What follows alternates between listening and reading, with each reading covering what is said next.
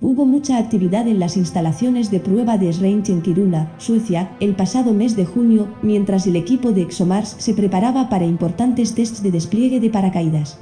El equipo estaba probando el paracaídas supersónico de la primera etapa estratosférica y el paracaídas subsónico de la segunda etapa principal del vehículo de descenso de ExoMars.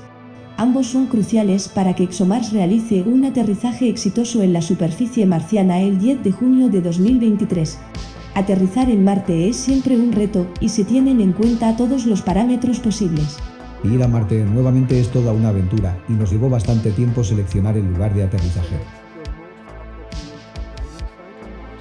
Realmente, nos llevó 5 años poder encontrar un lugar que fuera científicamente interesante, donde potencialmente pudiéramos encontrar algunos rastros de vida pasada. Además, tenía que ser una zona segura para el aterrizaje. Una de las complejidades de aterrizar en Marte está relacionada con su delgada atmósfera.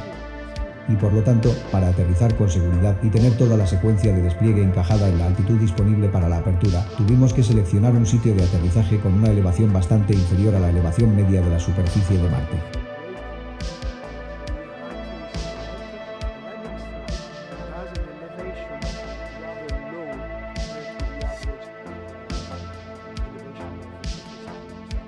Hemos seleccionado el sitio de aterrizaje Oxyaplanum, que tiene una elevación de menos 2,8 kilómetros.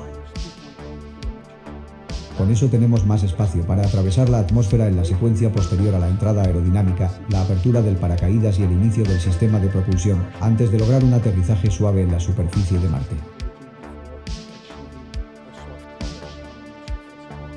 Para simular las fuerzas de extracción que tiran del vehículo de descenso y de los paracaídas durante un aterrizaje en Marte, el vehículo de prueba de descenso es elevado a una altitud de 29 kilómetros con un globo estratosférico gigante.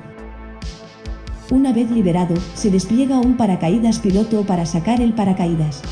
Aunque ambos paracaídas se probaron de forma independiente durante esta prueba, tendrán que desplegarse sucesivamente. El primer paracaídas tendrá que frenar el vehículo de descenso, de Mach 2 hasta Mach 0,6 en 20 segundos. Después de esto, el segundo paracaídas de la etapa principal se desplegará para reducir la velocidad del vehículo aún más durante 60 segundos. Entonces el escudo térmico será desechado y la plataforma de aterrizaje será liberada para una fase de frenado propulsivo. La ventana de lanzamiento de ExoMars es de solo 12 días y se abre el 20 de septiembre de 2022. En ese momento, la misión será lanzada a bordo de un cohete Proton-M, desde el cosmódromo de Baikonur.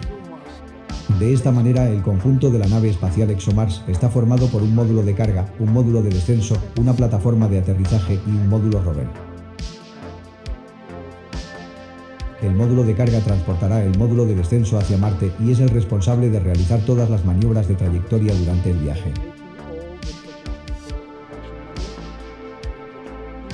Este viaje durará 8 meses y medio. Al llegar a Marte, separaremos el módulo de carga del módulo de descenso una media hora antes de la entrada en la atmósfera.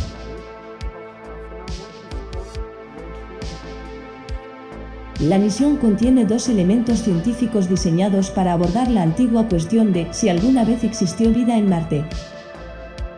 En primer lugar está la plataforma de superficie Kasatyuk, de construcción rusa, que realizará mediciones medioambientales y geofísicas en la superficie de Marte.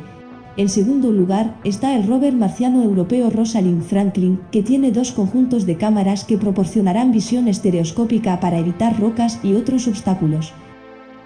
Cada una de sus ruedas metálicas flexibles puede accionarse de forma independiente y cuando se atasca puede regresar caminando con las ruedas hasta volver a pisar terreno sólido. El rover puede navegar de forma independiente y recorrer hasta 100 metros por día marciano. Su taladro de 2 metros puede extraer muestras para su análisis en el laboratorio de a bordo y buscar indicios de vida.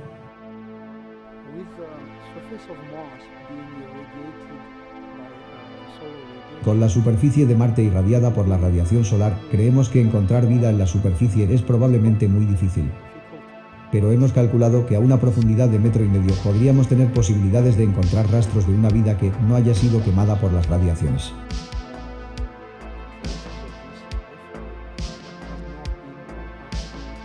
Por eso, a bordo del rover ExoMars Rosalind Franklin, hemos instalado este taladro que será capaz de perforar la superficie de Marte hasta una profundidad de 2 metros.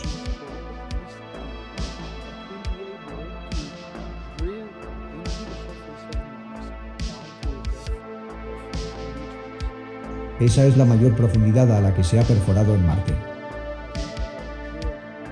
Así que haremos la perforación e intentaremos extraer algunas muestras para analizarlas a bordo.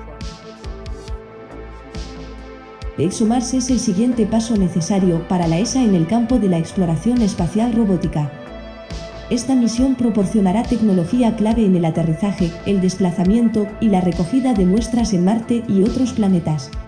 Más adelante, una misión de retorno de muestras de Marte incluso traerá muestras a la Tierra para su posterior análisis. Al visitar a nuestro vecino más cercano, también aprenderemos más sobre nuestro sistema solar y la potencial habitabilidad de otros planetas.